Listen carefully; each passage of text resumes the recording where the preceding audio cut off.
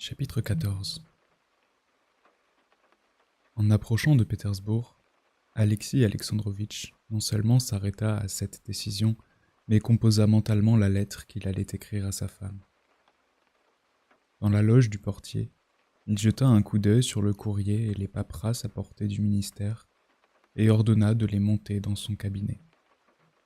« Qu'on dételle et qu'on ne reçoive personne », répondit-il à la question du Suisse en appuyant avec un certain plaisir, signe de sa bonne humeur, sur le mot « personne ». Alexis Alexandrovitch arpenta 2 fois son cabinet et s'arrêta devant un énorme bureau où son valet de chambre avait allumé à l'avance 6 bougies, fit craquer ses doigts, s'assit et se munit de tout ce qui était nécessaire pour écrire. Il appuya ses coudes sur son bureau, pencha la tête de côté, réfléchit un instant et commença à écrire sans s'arrêter. Il écrivait à Anna en français, sans s'adresser directement à elle, en employant le pronom « vous », moins froid qu'en russe. Lors de notre dernière conversation, je vous ai exprimé mon intention de vous communiquer ma décision concernant l'objet de cet entretien. Après y avoir mûrement réfléchi, je vous écris présentement dans le but de remplir cette promesse. Ma décision est la suivante. Quelle que soit votre conduite, je ne me reconnais pas le droit de défaire des liens au moyen desquels une puissance supérieure nous a unis. La famille ne peut être détruite par le caprice, la fantaisie ou même le crime de l'un des époux, et notre vie doit se poursuivre comme par le passé. C'est indispensable pour moi, pour vous, pour notre fils. Je suis persuadé que vous vous êtes repenti et que vous vous repentez du fait qui m'amène à vous écrire et que vous m'aideriez à détruire par la racine la cause de notre dissentiment et à oublier le passé. Dans le cas contraire, vous pouvez prévoir vous-même ce qui vous attend, vous et votre fils.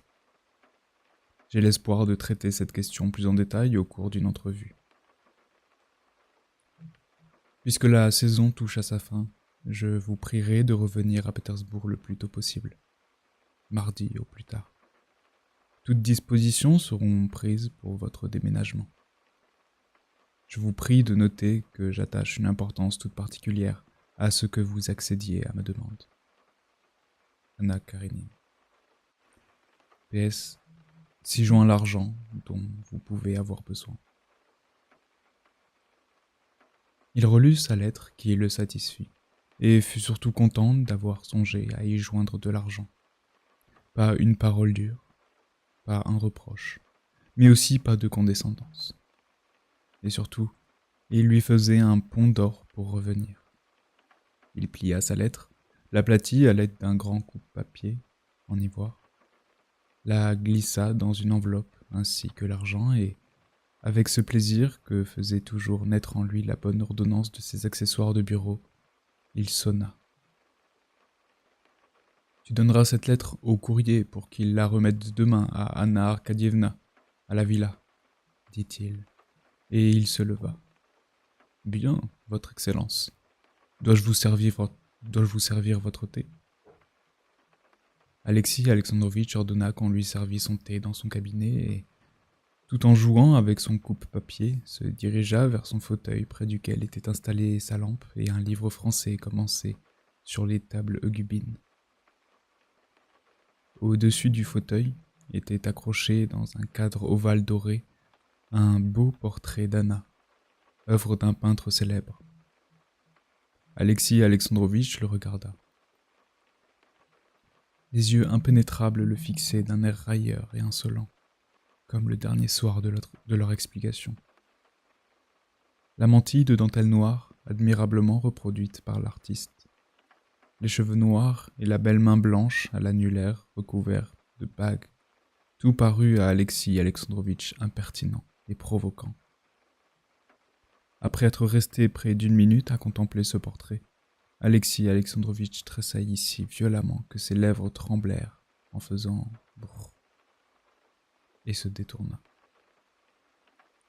Il s'assit précipitamment dans son fauteuil et ouvrit son livre. Il essayait de lire, mais il ne pouvait plus retrouver l'intérêt très vif qu'il portait auparavant aux tables gubines. Il regardait son livre et pensait à autre chose. Il ne songeait plus à sa femme, mais à une complication survenue ces derniers temps dans son service et qui en constituait le principal intérêt.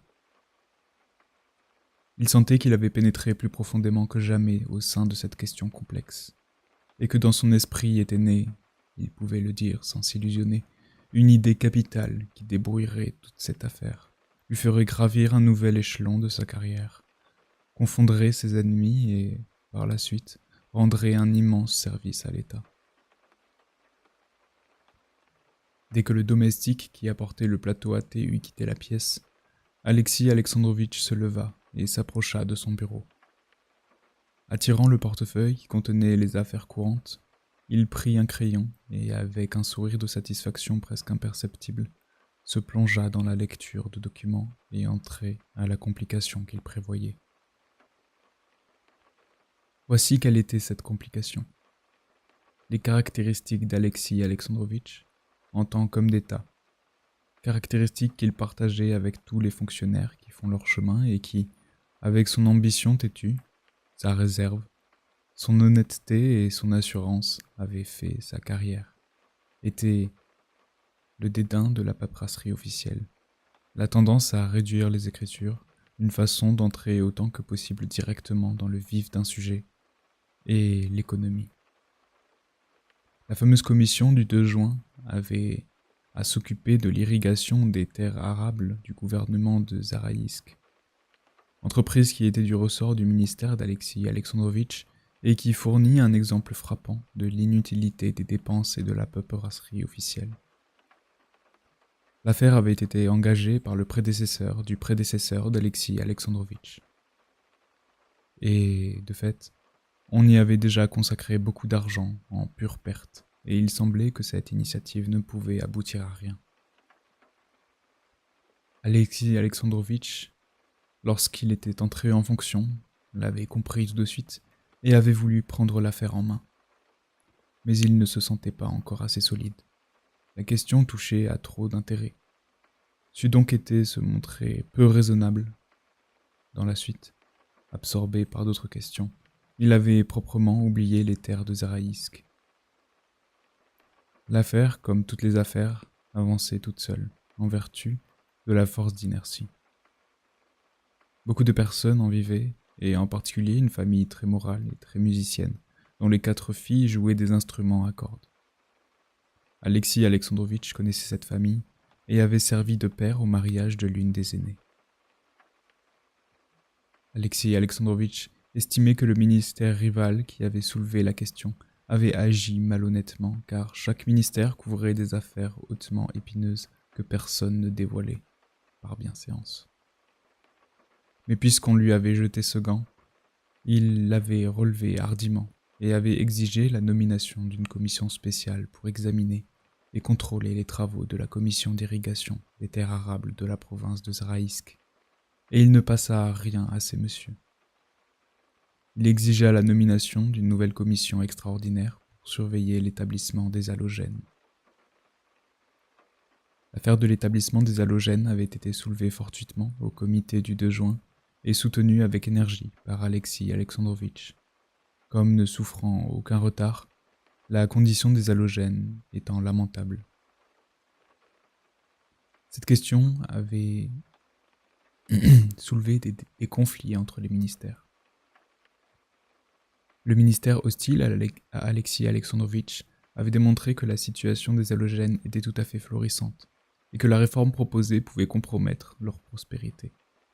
Que si, d'autre part, il y avait quelque chose à déplorer, cela provenait uniquement de ce que le ministère d'Alexis Alexandrovitch avait négligé de prendre les mesures prescrites par la loi. Alexis Alexandrovitch voulait maintenant 1. Exiger la formation d'une nouvelle commission chargée d'enquêter sur la situation des halogènes. 2. S'il se trouvait que la situation des halogènes était effectivement telle qu'elle ressortait des données officielles, que le comité avait en main, réclamait la nomination d'une commission d'études qui rechercherait les causes de cette désolante situation des halogènes au point de vue A. Politique, B. Administratif, C. Économique, D. Ethnographique, E. Matériel, F. Religieux. 3. Nommer le ministère adverse de fournir les précisions sur les mesures prises au cours de la dernière décade par ce même ministère en vue de remédier aux conditions déplorables où se trouvaient les halogènes. 4. Et d'expliquer pourquoi il avait agi en contradiction absolue avec les lois fondamentales de l'Empire. Tome, page 18, et remarque de la page 36. Ainsi que prouvé, parmi les documents parvenus au comité, les numéros 17015 et 18308 du 5 décembre 1863 et du 7 juin 1864. Le visage d'Alexis Alexandrovitch se colorait d'une vive rougeur, tandis qu'il couchait brièvement les idées par écrit. Lorsqu'il eut rempli une feuille, il se leva, sonna et remit une note pour son chef de bureau, lui demandant quelques renseignements. En traversant la pièce, il jeta de nouveau un regard au portrait, fronça les sourcils et eut un sourire méprisant.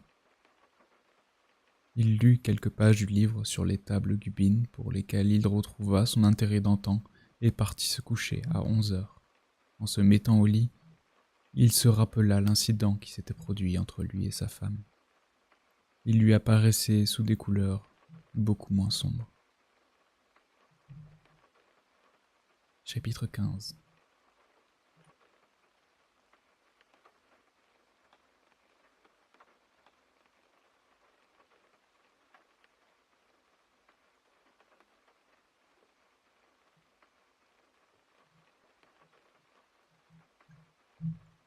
Quoiqu'Anna s'obstinât à nier avec irritation lorsque Vronsky lui disait que sa situation était impossible. Au fond d'elle-même, elle jugeait cette existence mensongère, malhonnête, et souhaitait de tout son cœur en changer. En revenant des courses avec son mari, elle lui avait tout dit dans un moment d'émotion, et malgré la douleur qu'elle en avait ressentie, elle en était contente. Ensuite, lorsque son mari l'eut quittée, elle se dit qu'elle était contente, que maintenant tout était clair, et qu'au moins elle ne vivrait plus dans le mensonge. Elle était certaine que sa position était éclaircie une fois pour toutes. La nouvelle situation serait peut-être pire, mais elle serait sans équivoque et sans hypocrisie.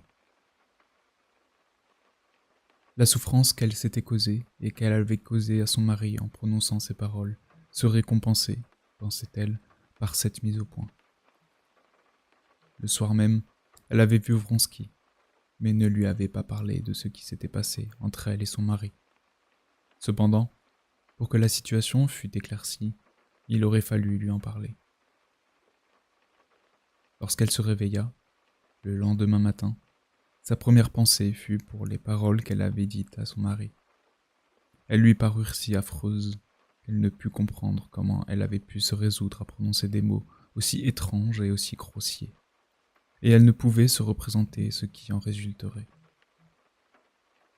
Mais ces paroles avaient été dites, et Alexis Alexandrovitch était parti sans rien répondre.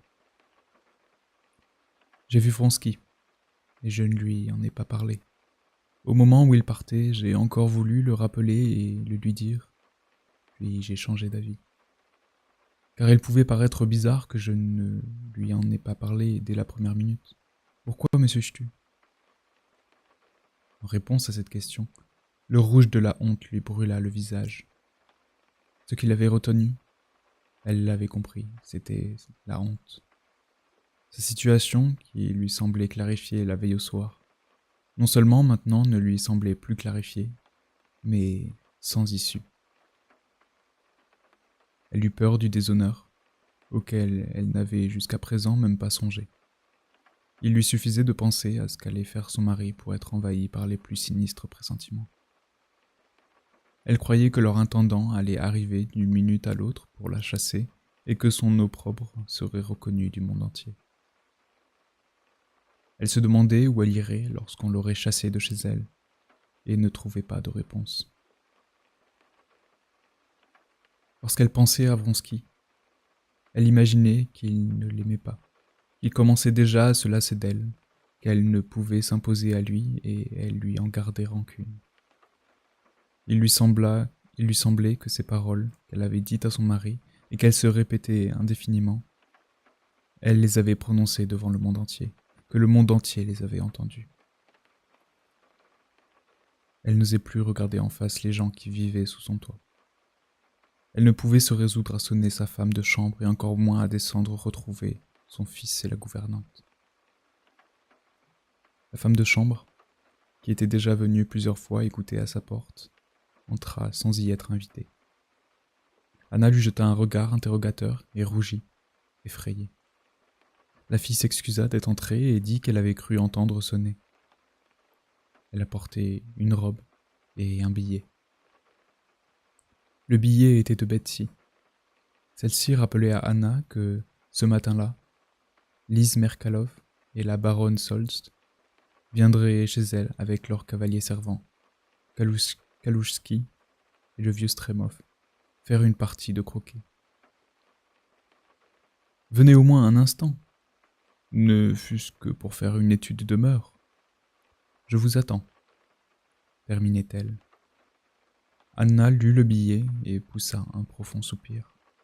« Je n'ai besoin de rien, » dit-elle à Anouchka, qui changeait de place flacon et brosse sur sa table de toilette. « Va, je m'habille tout de suite et je viens. Je n'ai besoin de rien. » Anouchka sortit.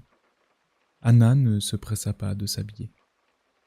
Elle restait assise dans la même position, la tête baissée, les bras pendants et, par moments, frissonnait de tout son corps. Elle désirait faire un geste, dire quelque chose, mais elle retombait dans sa torpeur. Elle répétait sans cesse « Mon Dieu, mon Dieu !» Mais ces deux mots n'avaient pour elle aucun sens.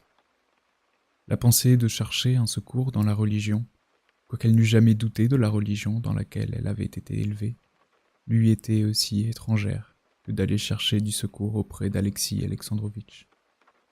Elle savait d'avance qu'elle n'obtiendrait le secours de la religion qu'en renonçant à ce qui était toute sa raison de vivre. Non seulement elle était accablée, mais elle commençait à ressentir de l'effroi en face d'un état d'âme qu'elle n'avait encore jamais connu.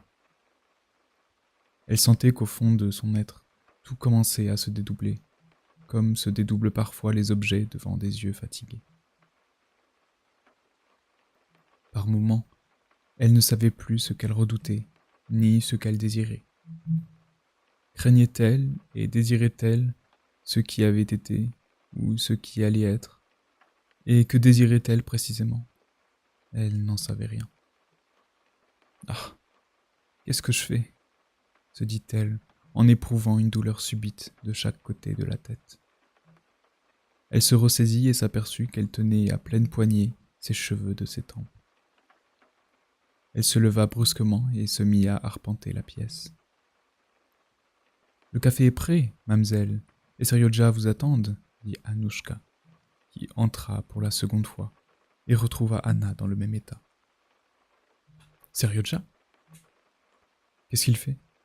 demanda Anna, qui s'anima soudain en se rappelant l'existence de son fils. « Je crois qu'il a fait une sottise, » répondit Anouchka en souriant. « Pourquoi ? Il a mangé en cachette une des pêches qui étaient dans le petit salon. » Le souvenir de son fils tira soudain Anna de la situation inextricable où elle se trouvait.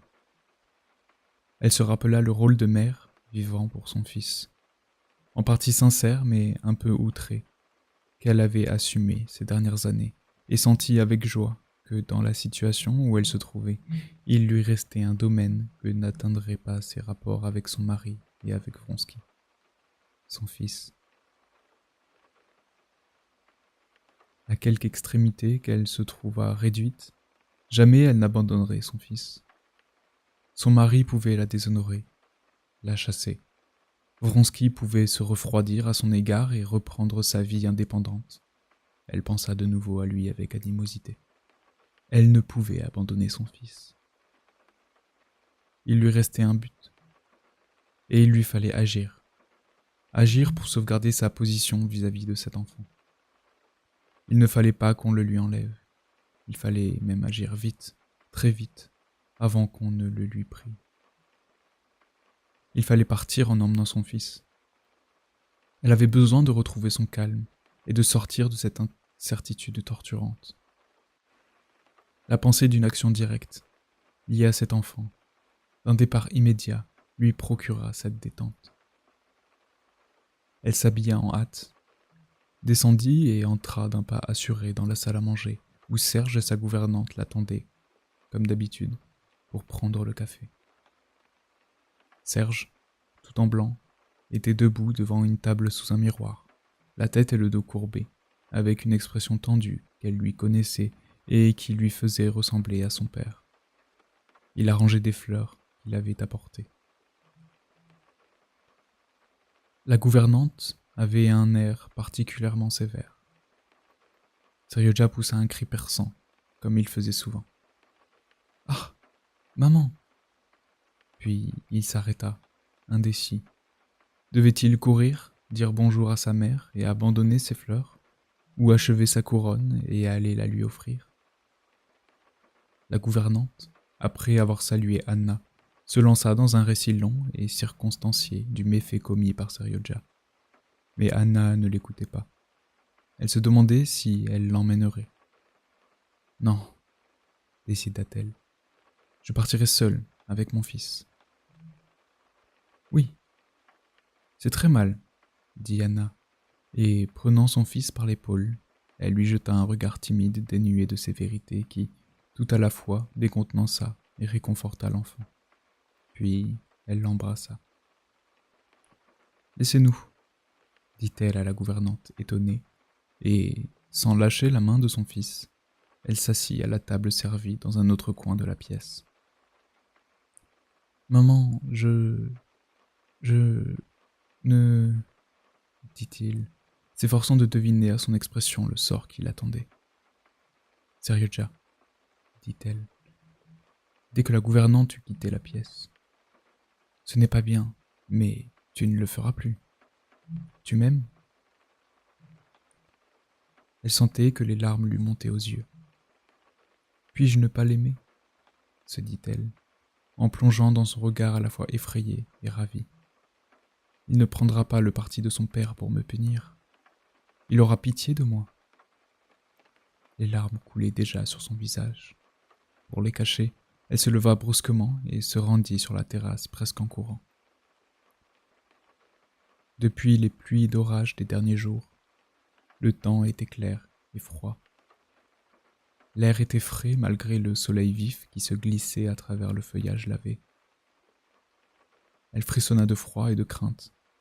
À l'air libre de ses appréhensions, l'avait saisie avec une nouvelle force. « Va rejoindre Mariette, » dit-elle à Seryoja qui voulait la suivre, et elle se promena de long en large sur la natte de la terrasse. « Est-il possible qu'il ne me pardonne pas, qu'il ne me comprenne pas et qu'il ne pouvât en être autrement ?» se disait-elle. Elle s'arrêta pour jeter un coup d'œil sur les cimes des trembles balancées dans le vent, dont les feuilles lavées luisaient sous les rayons du soleil, et comprit qu'il ne lui pardonnerait pas, que maintenant le monde entier serait impitoyable, comme ce ciel, comme cette verdure. Elle sentit encore une fois qu'au fond d'elle-même, tout commençait à se dédoubler. Il ne faut pas penser, se dit-elle. Je vais faire mes préparatifs. Où vais-je aller? Quand? Qui vais-je emmener? Oui, à Moscou, par le train du soir. Anouchka et Seryoja, et seulement les objets indispensables. Mais auparavant, il faut leur écrire à tous les deux. Elle rentra d'un pas rapide, gagna son cabinet, s'assit devant son bureau et écrivit à son mari. Après ce qui s'est passé, Je ne peux plus rester dans votre maison. Je m'en vais et j'emmène mon fils. J'ignore les lois. Aussi, je ne sais pas avec lequel de nous deux il doit rester. Mais je l'emmène parce que je ne peux vivre sans lui. Soyez généreux, laissez-le moi. Jusqu'à présent, elle avait écrit rapidement et sans effort, mais l'appel à une générosité qu'elle refusait à son mari et la nécessité de terminer par une phrase touchante l'arrêtèrent. Je ne peux pas parler de ma faute et de mon repentir parce que...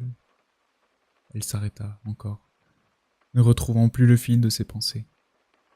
Non, se dit-elle, c'est inutile. Elle déchira la lettre et la recommença, sans parler cette fois de générosité, et la cacheta. Il fallait écrire une autre lettre à Vronsky.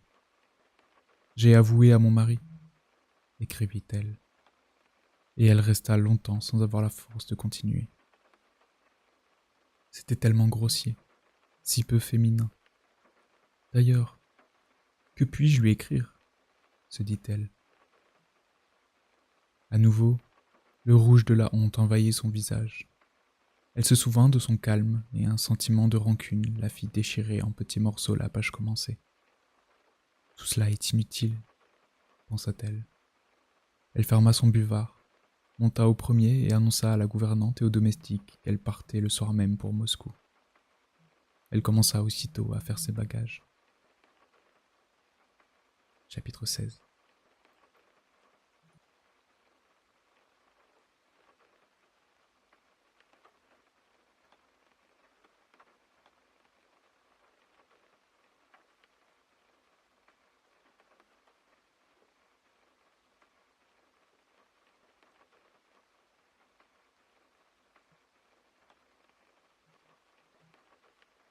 Dans toutes les chambres de la villa allaient et venaient le concierge, les jardiniers, les domestiques, transportant des affaires. Les armoires et les commodes étaient ouvertes. On était allé 2 fois racheter de la ficelle. Les journaux traînaient sur le plancher. 2 malles, des sacs et des plaids empaquetés avaient été déposés dans l'antichambre. La calèche et 2 fiacres attendaient devant le perron. Anna, qui avait oublié ses inquiétudes au cours des préparatifs, remplissait son petit sac de voyage, debout devant la table de son cabinet, lorsqu'Anouchka attira son attention sur le bruit d'une voiture qui approcha. Anna jeta un coup d'œil par la fenêtre et aperçut le courrier d'Alexis Alexandrovitch qui sonnait à la porte d'entrée. « Va voir ce que c'est, » dit-elle, et, prête à tout, elle s'assit calmement dans son fauteuil, les mains jointes sur ses genoux. Un domestique lui apporta un paquet volumineux, dont l'adresse était de la main d'Alexis Alexandrovitch. « Le courrier attend une réponse, » dit-il. « Bien, » dit-elle. Dès qu'il fut sorti, elle décacheta la lettre de ses doigts tremblants. Une liasse de billets neufs sous bande s'en échappa. Elle dégagea la lettre et commença à la lire par la fin. « J'ai pris des mesures pour votre déménagement. J'attache une importance particulière à ce que vous accédiez à ma demande, » lut-elle. Elle revint en arrière, lut tout, et relut encore une fois la lettre depuis le début. Lorsqu'elle eut fini, elle sentit qu'elle avait froid et qu'un malheur plus terrible qu'elle ne l'avait prévu s'abattait sur elle.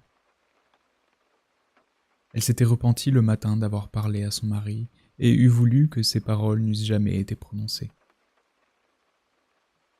Cette lettre les considérait comme non avenues et lui donnait ce qu'elle désirait. Mais maintenant, ces lignes lui paraissaient plus terribles que tout ce qu'elle avait pu imaginer. « Il a raison, se disait-elle. Bien entendu, il a toujours raison, il est chrétien, magnanime. C'est un homme abject et odieux. Et cela, personne à part moi ne le comprend et ne le comprendra, et je ne peux rien dire. Ils disent que c'est un homme intelligent, religieux, moral, honnête. mais ils ne voient pas ce que j'ai vu. Ils ne savent pas que pendant 8 ans, il m'a opprimé, qu'il a étouffé tout ce qui en moi était vivant, qu'il ne lui est jamais venu à l'idée que j'étais une femme vivante, que j'avais besoin d'amour. Ils ne savent pas qu'à chaque pas, il m'offensait et en était content. N'ai-je pas essayé de toutes mes forces de justifier sa conduite? Ne me suis-je pas efforcé de l'aimer, d'aimer mon fils lorsqu'il ne m'a plus été possible d'aimer mon mari? Mais le moment est venu où j'ai compris que je ne pouvais plus me leurrer moi-même, que ce n'était pas un crime d'être vivante, que c'était Dieu qui m'avait fait ainsi, que j'avais besoin d'aimer et de vivre. Et maintenant, s'il m'avait tué, s'il l'avait tué, j'aurais tout supporté, je lui aurais pardonné. Mais non. Comment n'avais-je pas deviné ce qu'il ferait?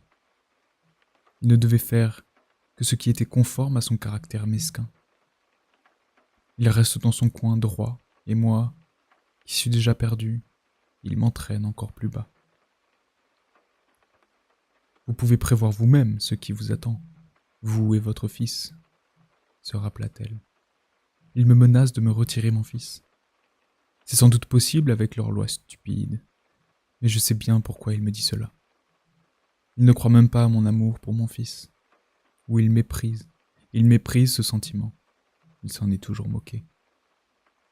Mais il sait que je ne l'abandonnerai pas, que je ne peux pas l'abandonner, que sans mon fils, il n'est pas pour moi de vie possible, même avec celui que j'aime, mais que, si je l'abandonne et que je m'enfuis loin de lui, j'agirai comme la femme la plus vile et la plus infâme.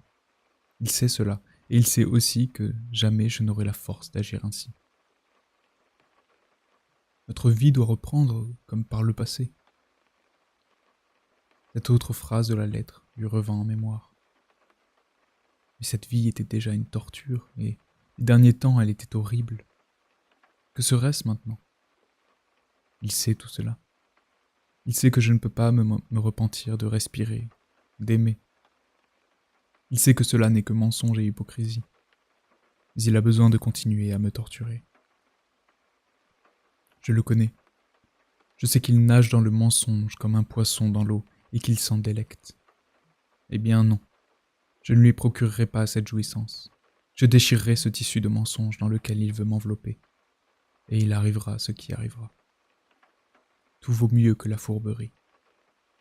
Mais comment? Mon Dieu, y a-t-il jamais eu une femme aussi malheureuse que moi? Oui, je vais rompre, s'écria-t-elle, en se levant brusquement et en retenant ses larmes.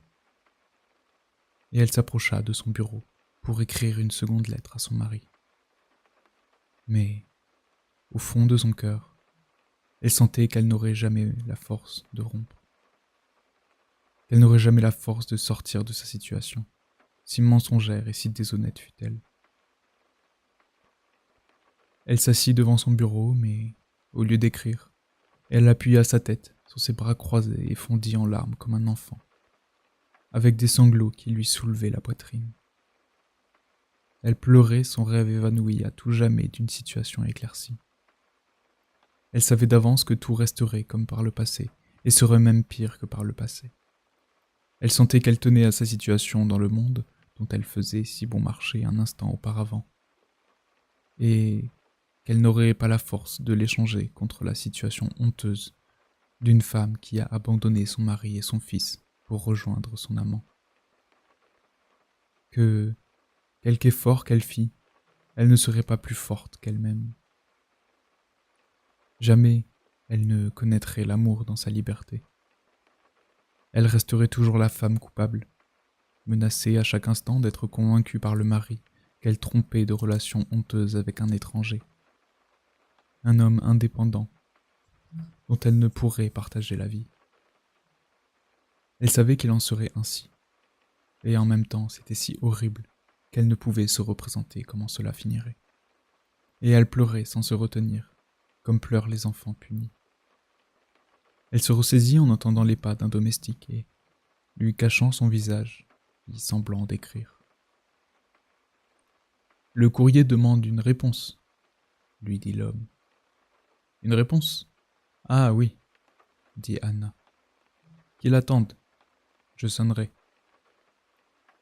Que puis-je écrire? Songeait-elle. Que puis-je décider seule? Que sais-je? Qu'est-ce que je désire? Qu'est-ce que j'aime? Elle sentit encore une fois que tout commençait à se dédoubler dans son âme. Elle fut comme tout à l'heure saisie d'effroi et s'accrocha au premier prétexte d'activité qui s'offrit à elle et qui put la détourner de penser à elle-même. Il faut que je voie Alexis. C'est ainsi qu'elle nommait Vronsky quand elle pensait à lui. Lui seul peut me dire ce que je dois faire. Je vais aller chez Betsy. Peut-être que je l'y verrai, se dit-elle, ayant complètement oublié que, pas plus tard que la veille, quand elle lui avait dit qu'elle n'irait pas chez la princesse Tverskoï, il lui avait répondu que dans ce cas-là, il n'irait pas non plus. Elle revint vers son bureau et écrivit à son mari. « J'ai reçu votre lettre. » Ah. Ensuite, elle sonna et remit sa lettre au valet de chambre. « Nous ne partons pas, » dit-elle à Anouchka qui entrait. « Plus du tout ? Non. Ne défaites pas les bagages d'ici demain et ne renvoyez pas la voiture. Je vais chez la princesse. Quelle robe dois-je vous préparer ? Chapitre 17.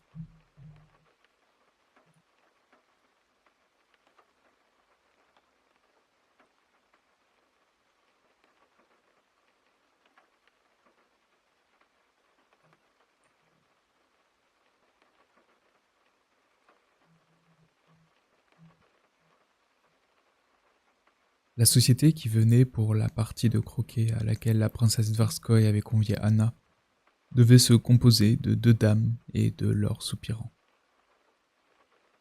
Ces 2 dames étaient les personnalités les plus marquantes d'un nouveau cercle choisi de Pétersbourg, baptisé par imitation d'une imitation, les 7 merveilles du monde. Bien que recruté dans la meilleure société, ce cercle était hostile à celui que fréquentait Anna. De plus, le vieux Stremov, un des hommes les plus influents de Pétersbourg, adorateur de Lise Merkalov, était l'ennemi d'Alexis Alexandrovitch. Pour toutes ces raisons, Anna répugnait de s'y rendre. Et la remarque du billet de la princesse Tverskoï avait trait à un refus. Mais maintenant qu'elle espérait y voir Vronsky, Anna avait envie de se rendre là-bas. Elle arriva chez la princesse Tverskoï avant les autres invités. Comme elle entrait, le valet de chambre de Vronsky, qui, avec ses favoris bien peignés, ressemblait à un gentilhomme de la chambre, allait franchir le seuil. Il s'arrêta pour la laisser passer et souleva sa casquette. Anna le reconnut et se rappela alors que Vronsky lui avait dit la veille qu'il ne viendrait pas. Sans doute envoyait-il un billet pour s'excuser. Elle eut envie de lui demander où était son maître. Elle eut envie de revenir sur ses pas et de lui envoyer une lettre pour lui dire de venir chez elle, ou d'aller elle-même le trouver. Mais elle ne pouvait rien faire de tout cela. Les sonneries qui annonçaient sa visite avaient déjà retenti, et le valet de chambre de la princesse, à demi tourné vers la porte ouverte, attendait qu'elle entrât. La princesse est au jardin, madame. On va la prévenir tout de suite, à moins que vous ne vouliez la rejoindre, lui dit un second valet de chambre dans la seconde pièce. Elle se sentait aussi irrésolue, aussi hésitante que chez elle. C'était même pire, parce qu'elle ne pouvait rien entreprendre.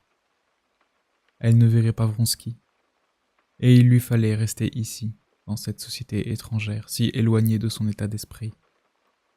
Mais elle portait une toilette qui, elle le savait, lui allait bien. Elle n'était pas seule.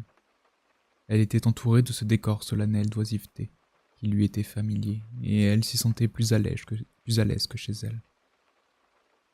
Elle n'était plus obligée de réfléchir à ce qu'elle allait faire. Tout se faisait tout seul. Voyant Betsy arriver à sa rencontre, dans une robe blanche qui la frappa par son élégance. Anna lui sourit, comme si de rien n'était. La princesse Tverskoï était accompagnée de Touchkievitch et d'une jeune cousine de province qui, à la grande joie de ses parents, passait l'été chez la célèbre princesse. Sans doute Anna avait-elle un air étrange, car Betsy le remarqua immédiatement. « J'ai mal dormi », répondit Anna, en jetant un coup d'œil au domestique qui, à ce qu'elle supposait, apportait un brillet de Vronsky. « Comme je suis contente que vous soyez venu, » lui dit Betsy. « Je suis si fatiguée, et j'avais justement envie de prendre une tasse de thé avant qu'ils arrivent. »« Et vous ?» dit-elle en se tournant vers Touchkevitch. « Vous devriez aller avec Matcha essayer le croquet ground, là où l'on a tendu la pelouse. Nous aurons le temps de causer tranquillement en prenant le thé. We'll have a cozy chat, n'est-ce pas ?» dit-elle en serrant la main avec laquelle Anna tenait son ombrelle. « D'autant plus volontiers que je ne peux rester longtemps. Il faut absolument que je passe chez la vieille Fred. Voilà un siècle que je lui ai promis, » dit Anna, pour qui le mensonge contraire à sa nature non seulement devenait simple et naturel dans le monde, mais même agréable. Pourquoi avait-elle dit cela, alors qu'elle n'y pensait pas la seconde d'avant? Elle n'aurait pu l'expliquer.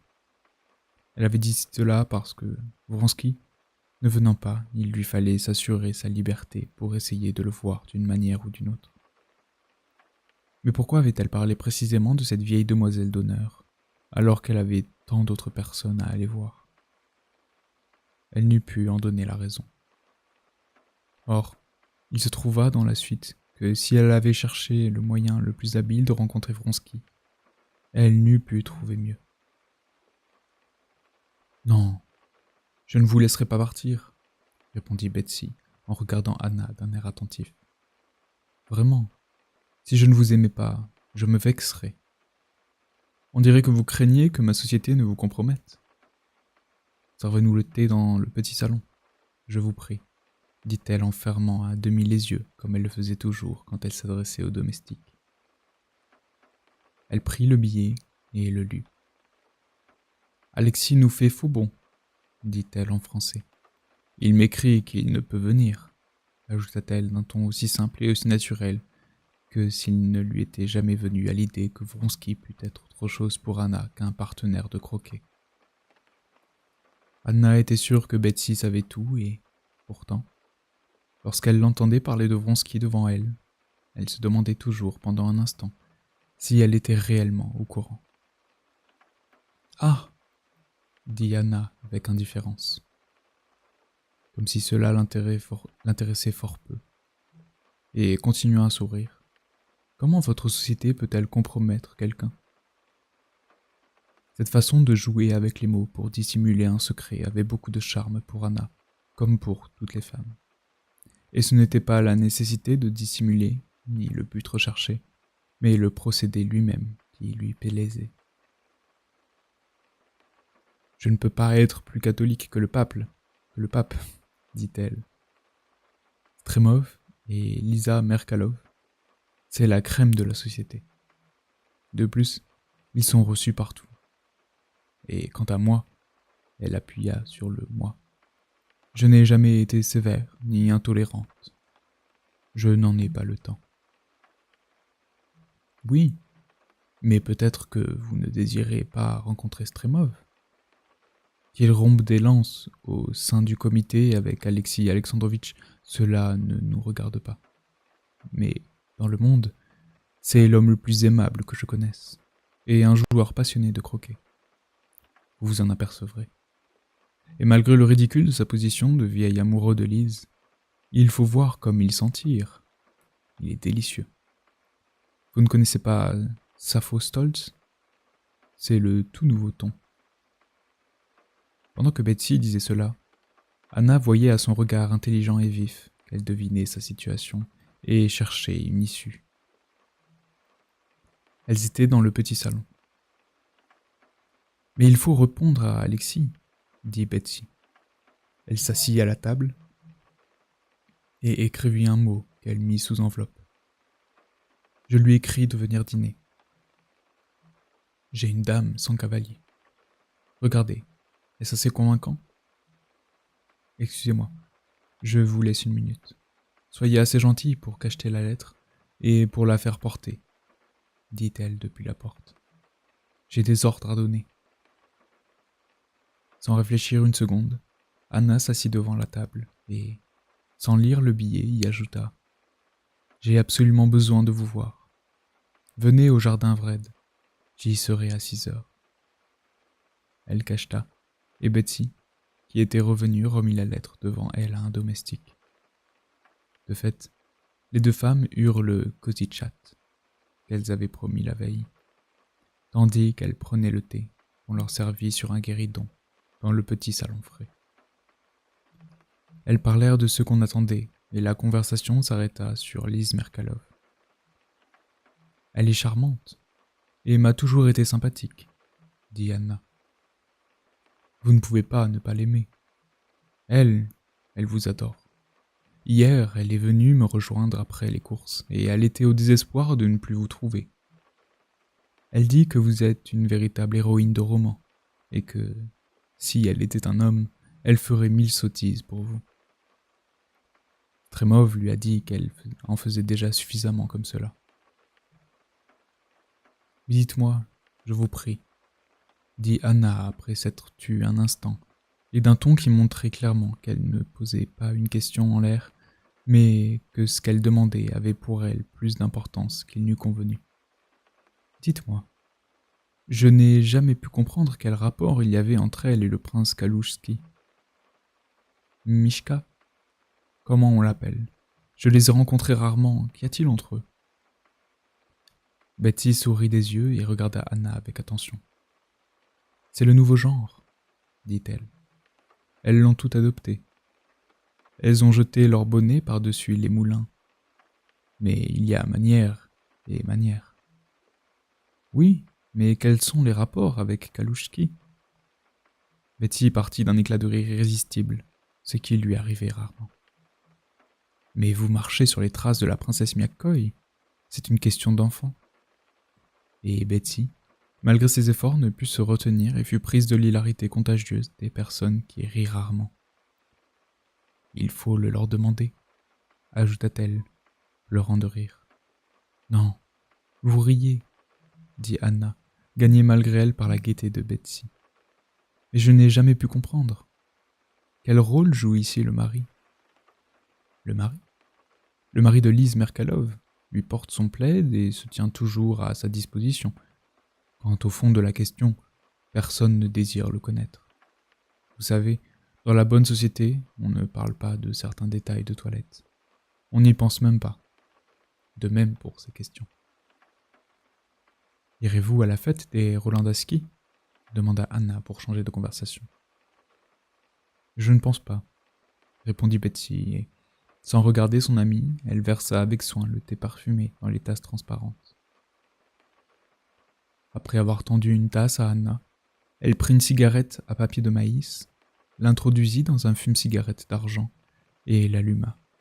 « Vous voyez, je suis dans une heureuse situation, » reprit-elle, cette fois sans rire, sa tasse à la main. « Je vous comprends et je comprends Lise. Lise, c'est une de ces natures candides qui, comme les enfants, ne comprennent pas ce qui est bien et ce qui est mal. Du moins, elle ne le comprenait pas quand elle était très jeune. Et maintenant, elle voit que cette naïveté lui va très bien. Maintenant, elle fait peut-être exprès de ne pas comprendre, » dit Betsy avec un fin sourire. Quoi qu'il en soit, cela lui va très bien. Voyez-vous, on peut prendre une situation tragique et s'en faire un tourment, et on peut aussi la prendre simplement, gaiement même. Vous avez peut-être tendance à prendre les choses trop tragiques. Comme je voudrais connaître les autres aussi bien que moi-même, dit Anna sérieusement, et d'un ton pensif. Suis-je pire ou meilleur que les autres? Je crois que je suis pire. Enfant terrible, répéta Betsy. Mais les voici,